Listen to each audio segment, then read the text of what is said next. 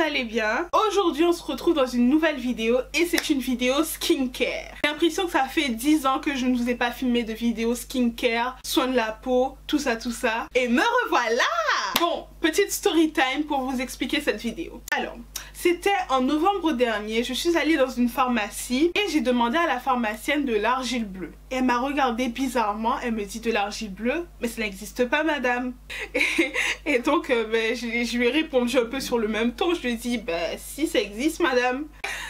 Peut-être que vous ne connaissez pas, mais ça existe l'argile bleue. Et donc je me suis dit, si une pharmacienne ne connaît pas l'existence de l'argile bleue, peut-être qu'il y a d'autres personnes qui ne connaissent pas. Donc pourquoi pas faire une vidéo sur ma chaîne sur les différents types d'argile et quel masque d'argile choisir en fonction de son type de peau. Donc voilà, c'est pour ça que je fais cette vidéo. Je suis en mode pyjama, je suis en mode déchet, je suis en mode je vais faire mes soins avec vous. Et donc je porte un pyjama à capuche comme ça, trop mignon. Et j'ai même une queue. Bon, avant de passer à la suite de la vidéo, n'oubliez pas de liker cette vidéo, vraiment likez cette vidéo parce que vous n'imaginez même pas le nombre de fois que je suis partie dans la salle de bain, rincer mon visage, laver mon visage et remettre encore un autre masque sur mon visage pour retourner encore dans la salle de bain, laver mon visage. Ma peau là, elle est en train de crier à l'aide. Donc n'hésitez pas à me laisser un pouce bleu parce que cette vidéo m'a demandé beaucoup de travail. Et aussi abonnez-vous si c'est la première fois que vous me voyez et que vous débarquez sur ma chaîne avec cette vidéo. Autre chose, dans cette vidéo il n'y a pas d'argile verte parce que je vous ai déjà fait dans une précédente vidéo une recette sur l'argile verte, donc ça n'a aucun intérêt pour vous comme pour moi de refaire deux fois la même recette sur ma chaîne. Donc si vous n'avez pas encore vu cette vidéo, je vous invite à cliquer sur ce petit lien là, juste là, pour voir la recette d'argile verte parce que je n'ai pas incorporé l'argile verte dans cette vidéo.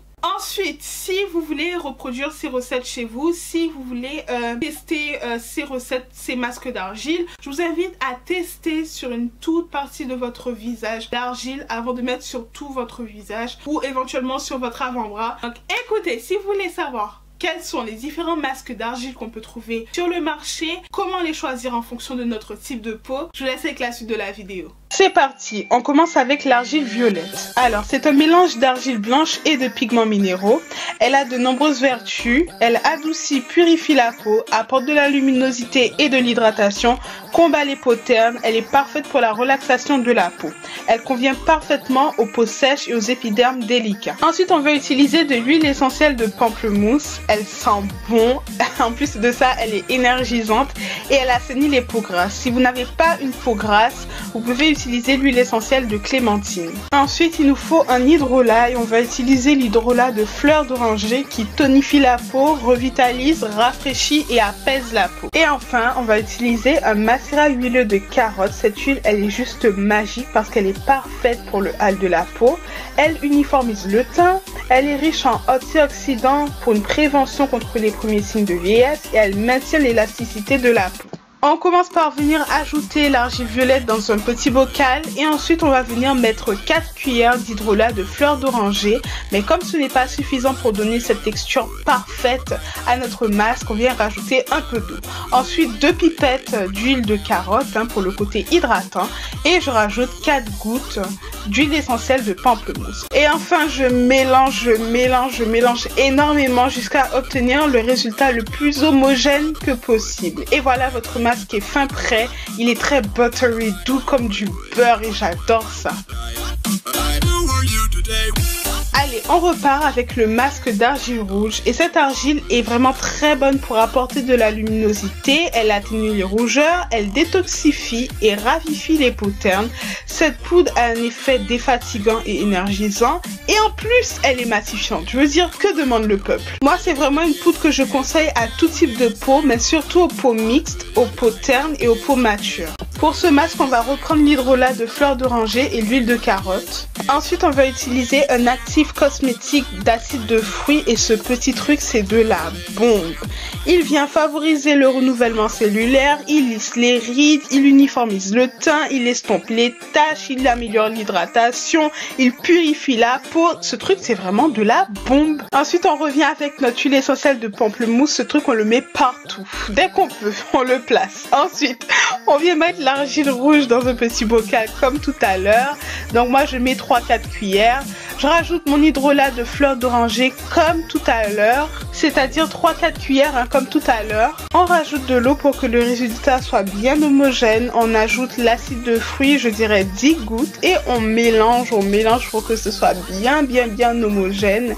Et ce masque, c'est l'un de mes préférés. Il est vraiment tellement buttery, il est top. On passe à l'argile rose, et l'argile rose elle est quand même très connue, hein. Elle est adoucissante, purifiante, régénérante, anti-âge, éclat.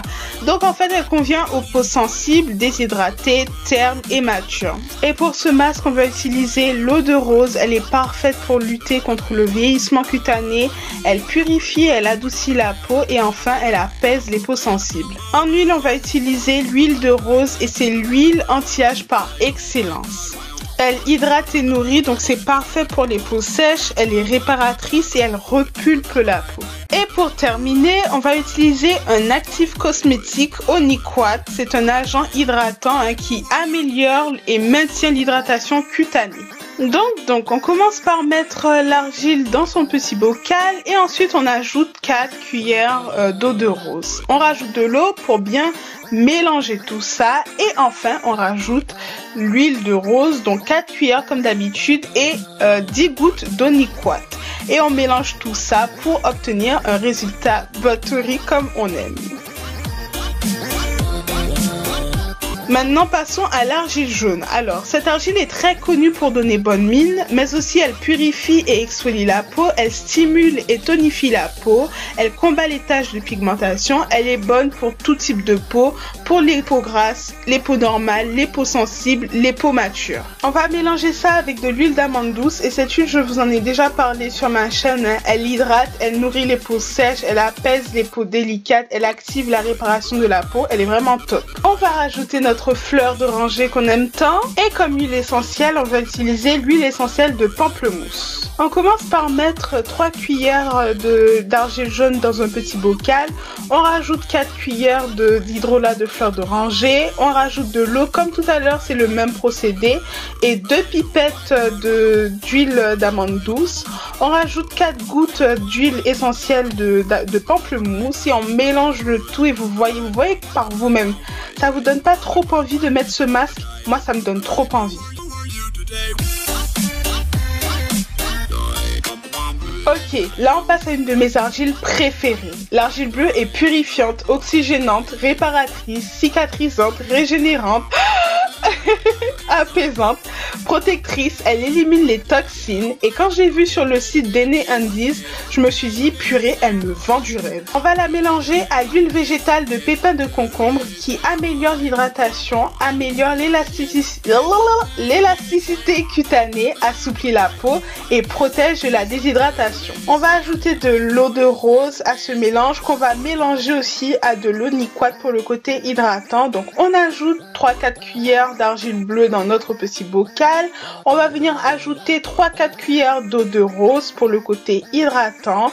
On met 2 cuillères, hein, l'équivalent de 2 cuillères d'huile de pépins de concombre. On rajoute de l'eau pour bien mélanger tout ça et elle est vraiment top, cette argile, vraiment top. Je vais partager ça avec toute ma famille. Oh, c'est sûr.